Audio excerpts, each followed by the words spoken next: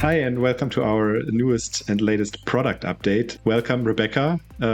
You're our product lead at meshCloud, and it's your first time product update. Yeah, how exciting is that? Hi, Wolf. I'm very excited to share the latest news about building blocks and for the very first time. Very cool. So I'd say we get right started with the building blocks. Sure.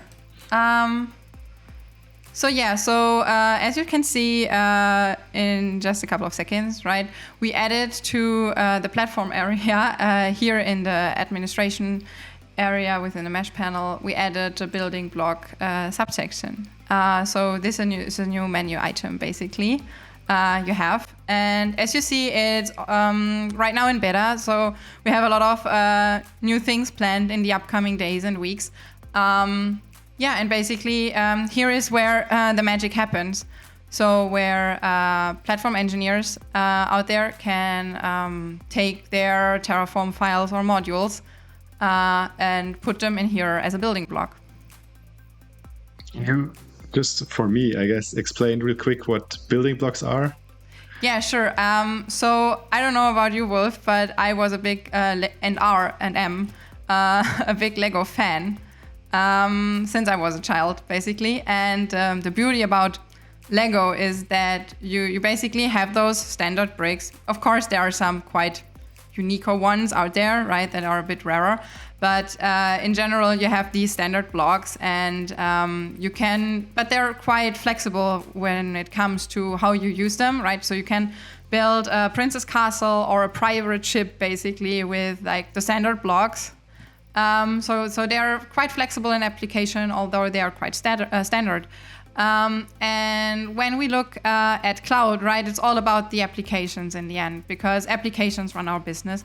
So when we look at cloud and the applications in our organization can be quite unique. You can group those applications out there based on their characteristica. The infrastructure that is used to host those applications, to run your business logic, isn't that quite unique. So you have some common patterns in there that come up over time more often. So for example, if you have applications running on a VM, right, the VM, in order to run, it needs a network to connect to your database or through the internet and so on to access it. You may have things like a Bastion host in your environment, right? So or databases in the environment to host the data for your application. So you have all those those building blocks that you can use to support and run the application itself.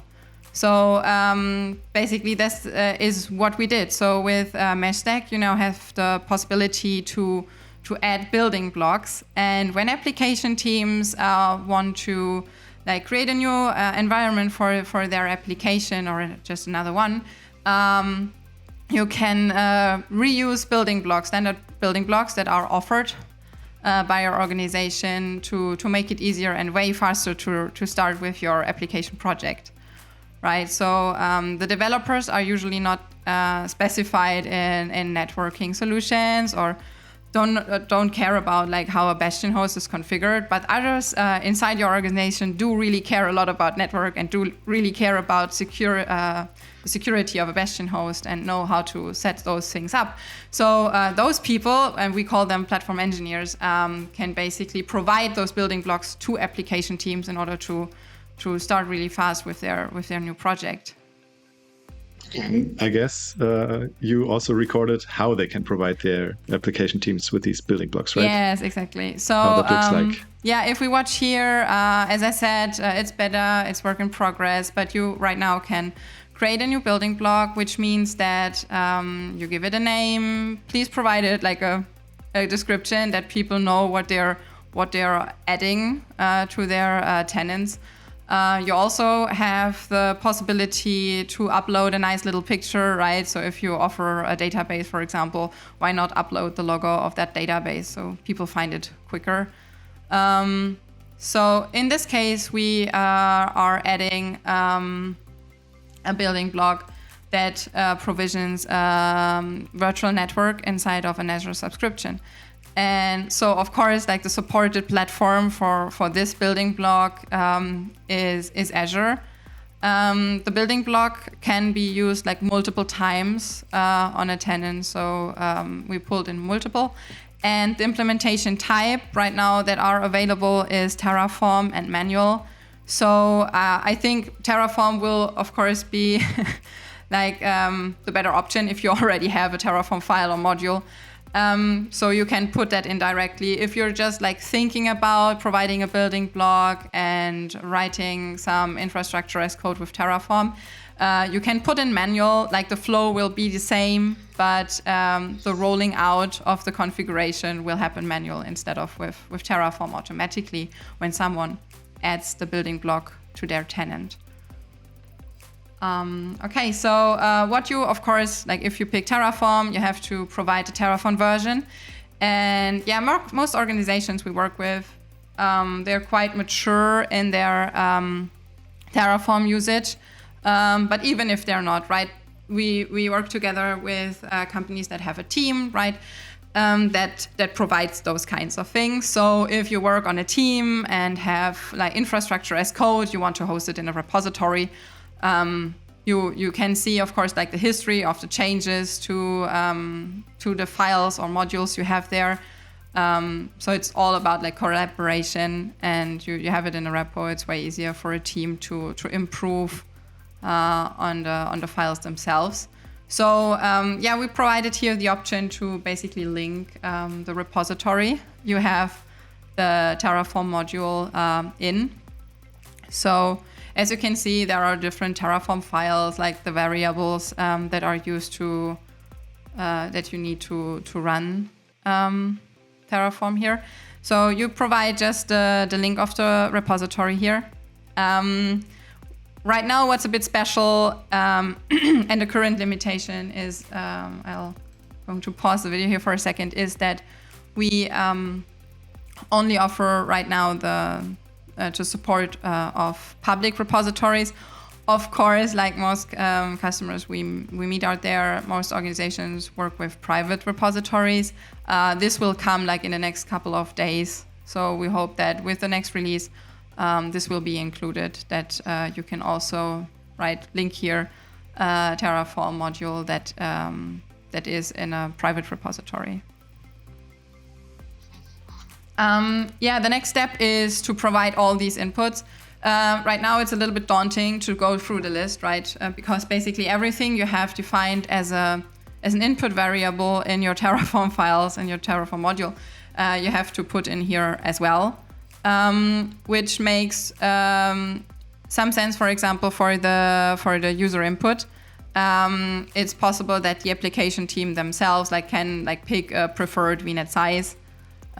You can also have the operator input, which could be the address space, that they later know what address space was applied, right? And in a future version of this, all the inputs that are in the Terraform you provide will be written by us, so you don't have to put in all the names and yourself, right? This takes right now a little bit of time.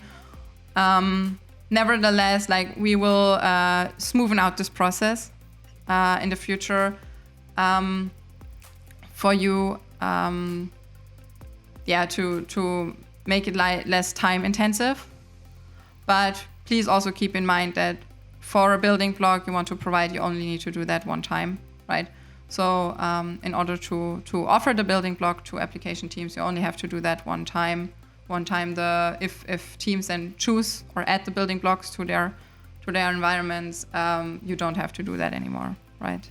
So this is basically a one-time effort right now.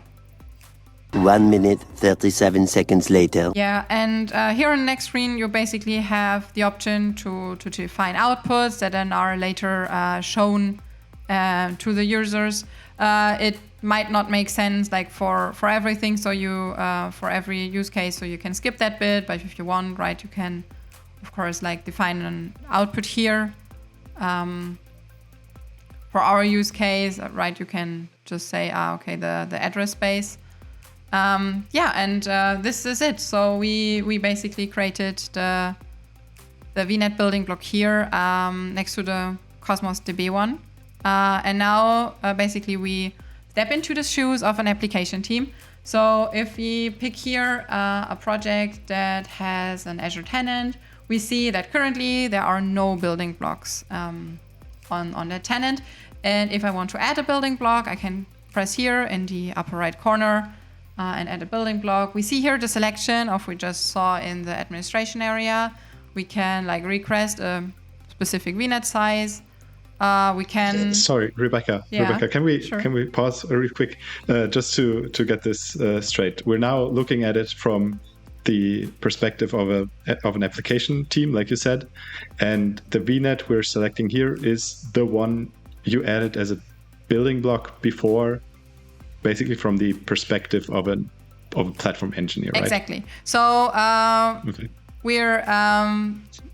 we're sneaking here a bit because usually the magic is in that different people through meshStack can like provide the building block and another person can use it, right? Like one person would rarely do both of those steps.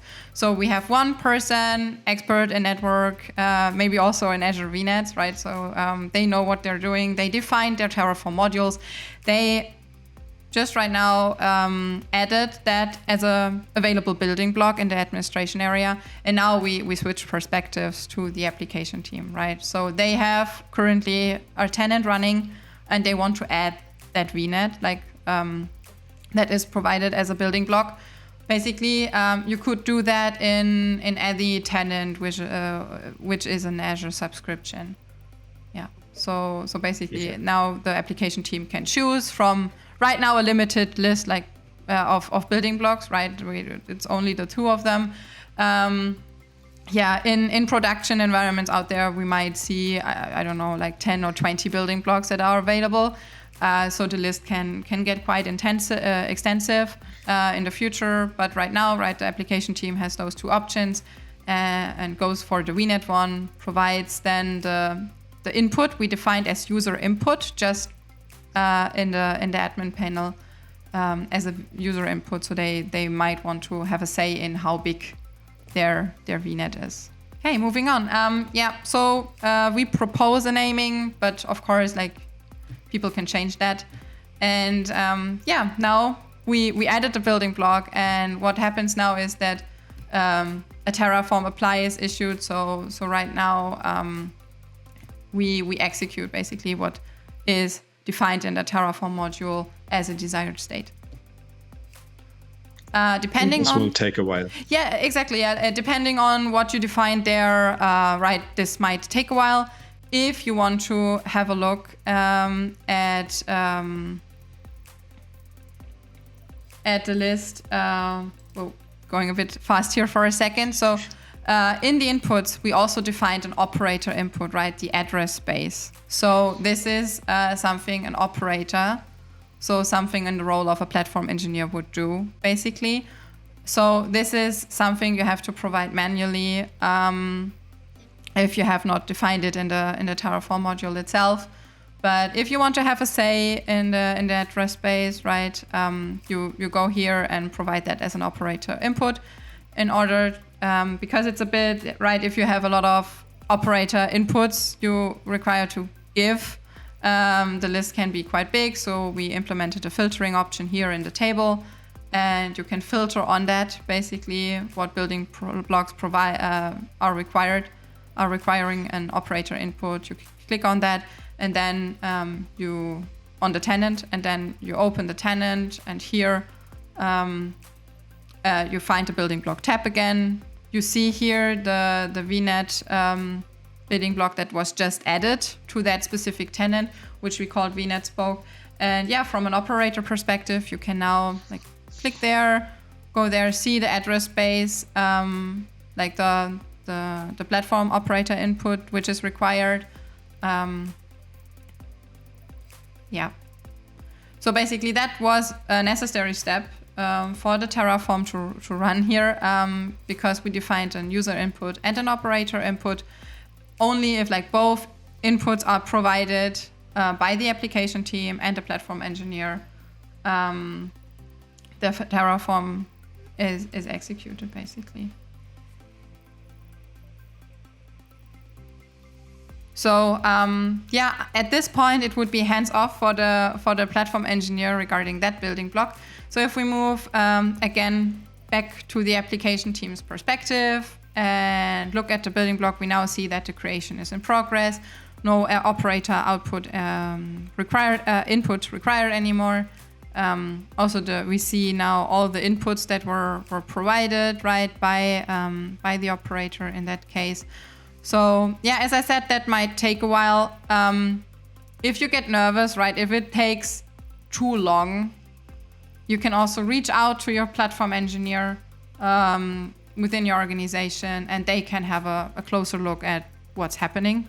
So what we included here are the logs. So if you scroll down, you see logs for rolling out the Terraform, and you see the current state, right? If you think like, oh, that's looking fine, right? In this case, it just took that little while. So it looks good, and nothing, like we didn't see any error so far. Going to the application team's perspective right now and having a look, right? And here it's just about like waiting until the VNet is available. Well, as we see here, the adding of the building block to the tenant was successful. So with that little label, you have quite a good overview. If you have multiple building blocks, then you get a direct insight of the status. You also know your desk space now. Yeah, so this is it. This was basically the first demonstration of our current building block capabilities. Thanks to everyone who provided feedback, right? This really helps us. Yeah, so really happy to also see the progress in that area of the product. That's it. That's it for today. See you.